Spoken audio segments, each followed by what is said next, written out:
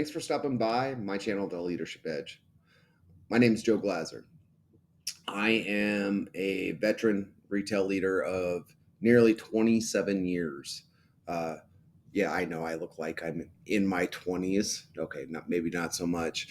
Hey, this is just a channel where we like to talk about all things leadership. Uh, Topics that I hope interest you, topics that interest me. I bring these subjects up because not only do I feel like there are individuals out there where these topics will assist them in their journey, but even just talking about them assists me in my journey as well. So it's a little bit of yin and yang here. So a plus for you all, a plus for me as well. Today we're going to talk about uh, embracing boldness, what the impacts are when we lead fearlessly, and how that leadership navigates our teams through times of uncertainty. So there's a moment in nearly every leader's journey where we face times where maybe the easy path really beckons us, it calls to us, when being silent feels safer than speaking up, when we stand still would be much more wiser than to actually take a step forward. I've been there more times than I can count, more times than I'd like to admit, to be honest with you. But one thing I've learned is that real leadership demands boldness. And the thing about boldness is it's very rarely comfortable. I've spent over 2 decades leading in one of probably the most competitive and fast paced environments out there, and that's retail. Consistently changing, not only the products we sell, the way we do business, our operating models, and even the talent that we have in our buildings and on our teams. With every promotion, every pivot, and every people decision, it has become a test. And if I'm being honest, uh, I might not like to admit it, but many times fear has walked on that journey right beside me. But when those times comes up, I remember something one of my mentors from very early on in my career, they told me is that fear is a signal and it's not a stop sign. Fear doesn't just test you big. It doesn't just test you in those huge flashy moments of your career. Sometimes it creeps in like when you're sitting in an aftermath of a failed initiative. And being in any type of business, I'm sure we've all been there. Sometimes when this happens, a lot of times when this happens, that's when the imposter syndrome creeps in.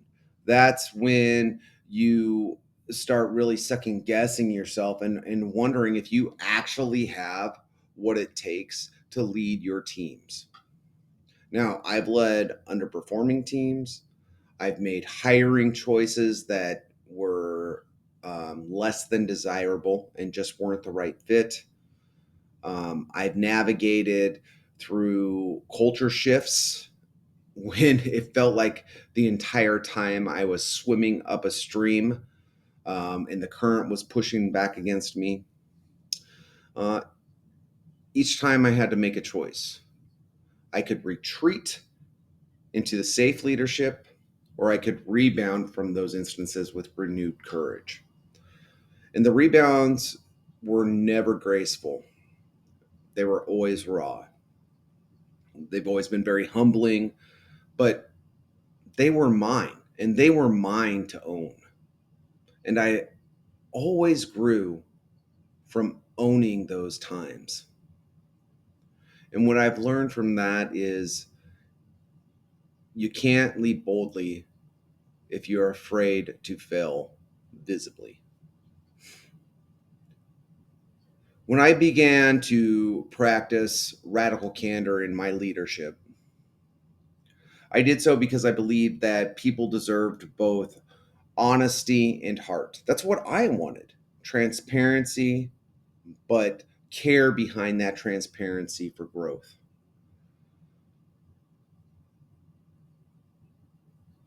But when we talk about being bold, we're not talking about just being blunt. It's about being brave enough to care deeply, at the same time balancing that with a challenge directly. When we have that kind of courage, it's very magnetic. It gives us permission to bring our full selves and our team's full selves to the table, to speak up, to take risks. And when they see their own leader rebound from fear, it's a great example and shows them how to do the same. So if you're feeling stuck, if fear is whispering that you're not ready, that you're not enough, that you're not capable, that you don't have any idea what you're doing, please remember this. You've already made bold moves. Look where you are right now. Don't stop when fear peaks its disgusting little voice or head. Speak the truth even when your voice shakes. Step forward even when the ground beneath you feels unstable. Own your missteps, rebound with heart, and keep moving forward. Leadership isn't about being fearless, it's about being bold despite fear. It's about betting on your people, your vision, and yourself. When it's easier just to hedge that, to put it aside. And it's about leading with the kind of courage that rewrites culture, that inspires trust, and that actually leaves a legacy that moves through time. Here's the truth: boldness doesn't come with a title or a promotion. It starts with moments you choose to speak up.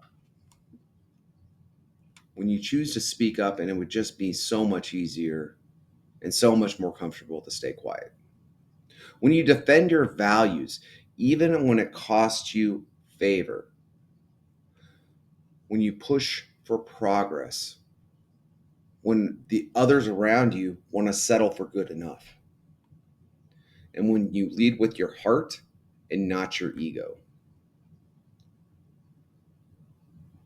I've had moments where fear has cornered me, when I've questioned my direction, my influence, even my own worth. But every time I dared to keep leading from the heart, I discovered something remarkable.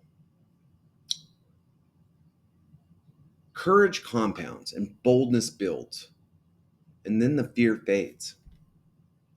When you lead with boldness, you give your team permission to rise. You light the path for others trapped in their own doubt. And you create a culture where truth is louder than fear and trust is stronger than control. Here's a fact: not one of us, including you, including me, were made to blend in. We're all very different. We weren't born to tiptoe through life, through our careers, hoping not to stumble. We were built to move forward. And when you move forward, you're going to stumble sometimes. We were built to make not only ourselves, but the people around us better. We were built and made to transform environments with the presence of purpose and principle. So today, wherever you are, I want to challenge you. Don't wait for confidence because it doesn't come easy. Choose courage first. Take the leap. Start the conversation. Stand for what matters, even when your voice is shaky. Your people don't need a perfect leader. And guess what? They're not going to get a perfect leader. They need a bold one, a real one, a leader that chooses action over avoidance, a leader that chooses impact over fear.